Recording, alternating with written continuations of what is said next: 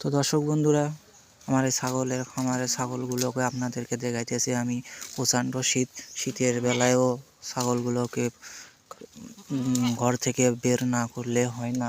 এজন্য আমি আমার খামারের ছাগলগুলোকে প্রচণ্ড রোদে প্রচণ্ড শীতের বের করতে যদিও কষ্ট হয়, তারপরেও বের করেছি যাতে করে ছাগলগুলোকে একটু ঘাস লতা পাতা বা খিলিয়ে ছাগলগুলোকে আবার ঘরে তো রাখার জন্য। তবে আপনারা যদি কেউ শীতকালে খামার করতে চান তাহলে অবশ্যই আপনাদেরকে শীতমুক্ত ঘর তৈরি করতে হবে। ঘরে প্রচণ্ড পরিমাণ গরম রাখতে হবে যাতে করে ছাগল কারেন্টের বাল্ব দিতে হবে যাতে করে ছাগলের শরীর গরম থাকে।